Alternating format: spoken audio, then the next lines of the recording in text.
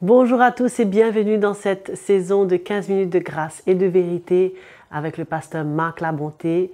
Le Seigneur est au rendez-vous et avant de pouvoir entendre la parole de Dieu, nous allons louer le Seigneur et j'ai un vieux cantique qui me vient à cœur.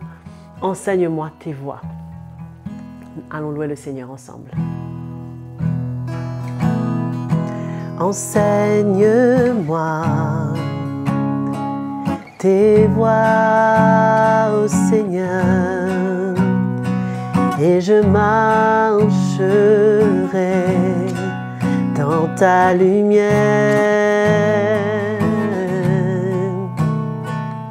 Donne-moi un cœur entier pour toi seul, ô Dieu, pour honorer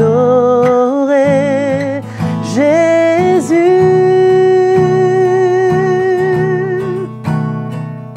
Purifie mon cœur, lave-moi Seigneur, délivre-moi, je veux être plein de ton amour.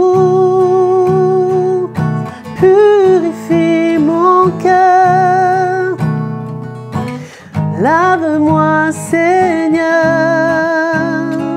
délivre-moi, je veux être plein de ton amour, oh Jésus.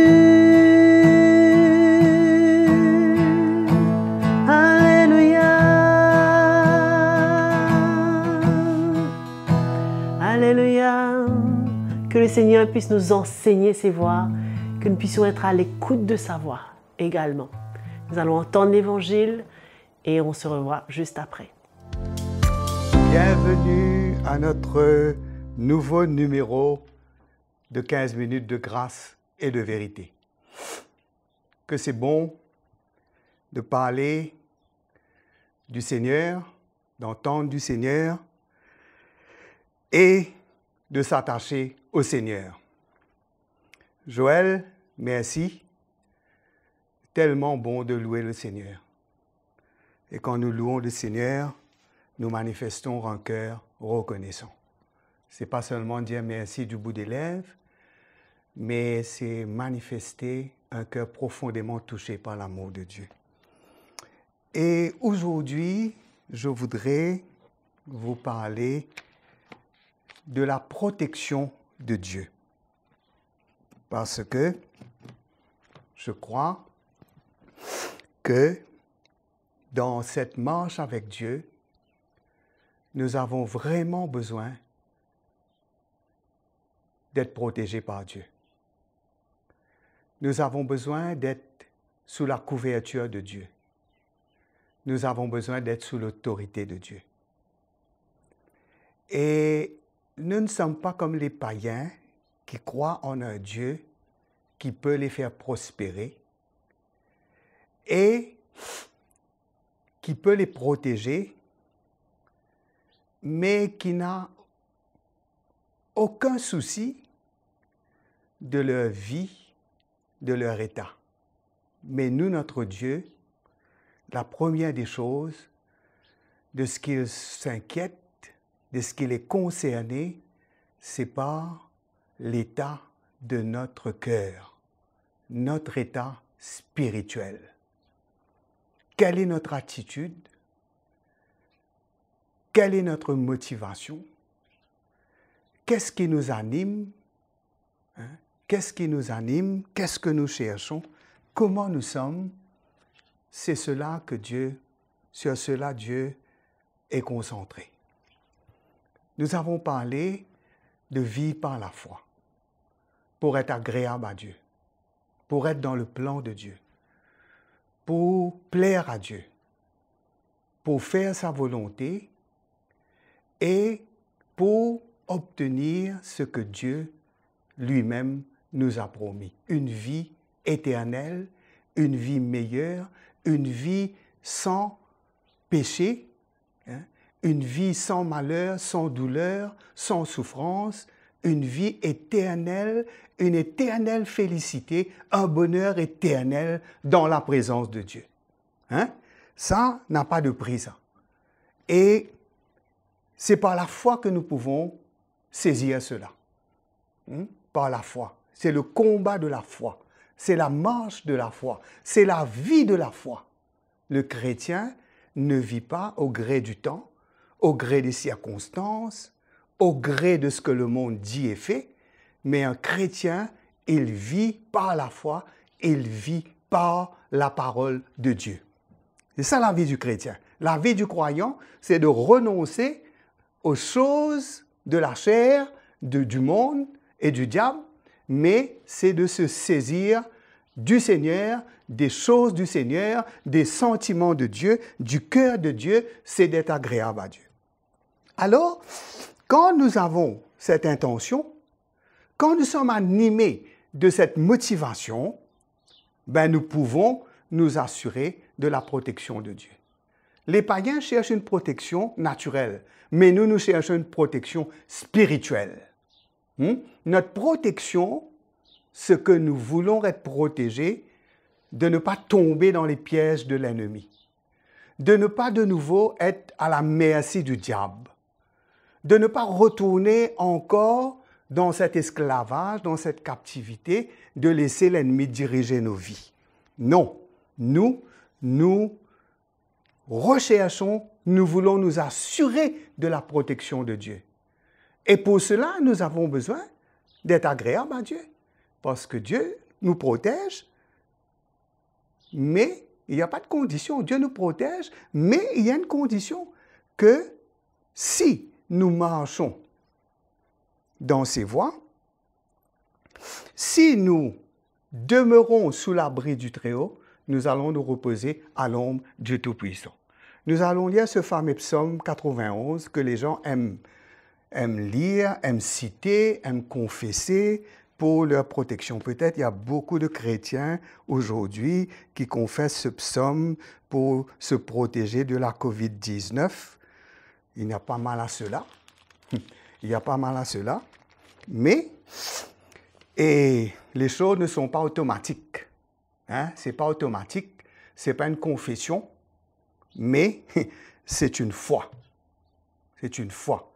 C'est une attitude de foi. C'est un cœur qui se confie en Dieu. Parce que nous allons voir dans ce psaume. Premièrement, la première chose que nous devons mettre accent, qui nous dit « Celui qui demeure sous l'abri du Très-Haut ». Soulignez ce mot « demeure ». Ça, c'est la chose principale. La chose principale. Que nous pouvons confesser ce psaume autant que nous voulons, du matin au soir, mais ce qui sera efficace, c'est que nous sommes sûrs et que nous faisons tout pour demeurer sous l'abri du Très-Haut. Demeurer sous l'abri du Très-Haut. Qu'est-ce que cela voudrait dire? Demeurer sous l'abri du Très-Haut veut dire beaucoup de choses. Qui veut dire que c'est une soumission. C'est une soumission à l'autorité du Très-Haut. Que le Très-Haut est au-dessus de nous et que nous sommes sous lui et qu'il est plus grand que tout. Il est plus grand que tout et c'est lui qui peut nous protéger, nous garder de tout mal. C'est pour cela que Jésus nous a appris. Quand Jésus nous a appris à prier, qu'est-ce qu'il nous dit? Il nous dit, dans la prière que Jésus nous a enseignée, qu'est-ce qu'il dit? Préserve-nous du malin. Préserve-nous du malin. C'est ça qu'un chrétien doit s'assurer, qu'il est préservé du mal. La parole de Dieu va nous dire, dans Pierre, préserve ta langue du mal. Garde ton cœur plus que toute autre chose. C'est ça qui veut dire demeurer. Demeurer. C'est se soumettre à l'autorité de la parole de Dieu, se soumettre à Dieu, être obéissant au Seigneur et d'expérimenter la puissance de Dieu, que Dieu lui-même, il nous garde, et si Dieu nous garde, l'ennemi ne pourra pas nous détruire. Il y a beaucoup de chrétiens qui croient et qui disent, ils sont plus forts, Ils sont forts, ils sont plus forts, ils sont vainqueurs, ils sont plus que vainqueurs, mais nous devons savoir que notre force est en lui, que c'est lui notre force, que nous ne sommes pas forts en nous-mêmes, que nous n'avons qu'une force en nous-mêmes, mais que le Seigneur est notre force et la force du Seigneur surpasse l'autorité et la force du diable. Si le Seigneur nous protège, si le Seigneur nous garde, l'ennemi ne pourra pas nous détacher, nous retirer de là où nous sommes, mais Dieu va nous garder. Si nous continuons à dire, mon Dieu en qui je me confie, je dis à l'Éternel, mon refuge et ma forteresse, mon Dieu en qui je me confie. C'est se confier. Et nous savons ce que c'est la foi, se confier dans le Seigneur. Ce n'est pas seulement de dire, Seigneur, je n'aurai pas de Covid, je n'aurai pas ceci, je n'aurai pas cela. Les gens du monde peuvent avoir n'importe quoi, mais moi je suis spécial, etc. Je n'aurai pas ça. Mais mes frères et sœurs, ce qui est important, c'est de s'assurer que notre foi est en Dieu et c'est le Seigneur qui nous garde. Et le verset 3, car c'est lui qui nous délivre du filet de l'oiseleur, de la peste et de ses ravages. Du filet de l'oiseleur, c'est quoi? C'est du filet du diable, des ruses du diable. C'est lui qui nous couvre de ses plumes, nous trouvons un refuge sous ses ailes. Sa fidélité est un bouclier et une cuirasse. Nous n'allons rien craindre. Et surtout, nous pouvons lire ce psaume-là et le confesser. Au verset 9, nous dit, « Car tu es mon refuge, ô Éternel, je fais du Très-Haut ma retraite. » Je fais du Très-Haut ma retraite. Et au verset 14, il dit, « Puisqu'il m'aime, je le délivrerai, je le protégerai puisqu'il connaît mon nom. Il m'invoquera et je lui répondrai. » Ça, c'est parlant de Jésus et parlant de chacun de nous. Puisque nous aimons le Seigneur va nous délivrer. Il nous protégera parce que nous connaissons son nom. Nous l'invoquerons et il nous répondra. Il sera avec nous dans la détresse. Il nous délivrera et nous allons glorifier le Seigneur. Il nous rassasiera de longs jours. Il nous fera voir son salut. C'est ça qui est plus important. Il nous fera voir son salut. Alors, si nous lisons le psaume 121, nous allons voir que le psalmiste va dire « L'Éternel est celui qui me garde. Il garde mon départ, il garde mon arrivée. » Dieu nous garde depuis le commencement de notre départ avec lui jusqu'à notre arrivée dans sa présence. Il nous garde. Celui qui nous garde ne sommeille ni ne dort. Dans 1 Jean 5, verset 18, nous dit « Celui qui est... » Je voudrais que vous puissiez lire cela avec moi. 1 Jean 5, le verset 18. Nous savons que quiconque est né de Dieu ne pratique pas le péché, mais celui qui est né de Dieu se garde lui-même et le malin ne peut pas nous toucher. Nous avons besoin de nous garder nous aussi. Nous avons besoin de ne pas pratiquer le péché. Si nous pratiquons le péché, l'ennemi a accès dans nos vies. Et Jacques 4, verset 7 nous dit « Soumets-toi donc à Dieu, résistez au diable et il s'enfuira loin de vous. » Nous pouvons nous assurer de la protection de Dieu. La protection de Dieu est quelque chose de certain. Dieu protège ceux qui sont à lui. Il nous garde de toutes les œuvres mauvaises. Il nous délivre de toutes les œuvres du diable, de toutes les pièges de l'ennemi. Combien parmi nous, nous avons expérimenté, c'est vrai, peut-être un accident, peut-être quelque chose de physique. Dieu nous a protégés, mais plus que cela, mes frères, mes sœurs, Dieu peut nous protéger de tous les dangers de l'esprit, qu'il peut nous garder fidèles jusqu'à la fin. Je voudrais vous encourager à demeurer sous l'abri du Très-Haut.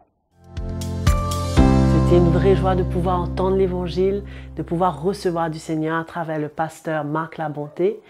Et bien sûr, nous nous retrouverons la prochaine fois. Mais entre-temps, n'hésitez pas à vous abonner à notre chaîne YouTube CTMI, ainsi que de nous envoyer vos commentaires, vos questions, vos témoignages sur l'adresse qui sera affichée à l'écran. Je vous dis à très bientôt et je vous aime.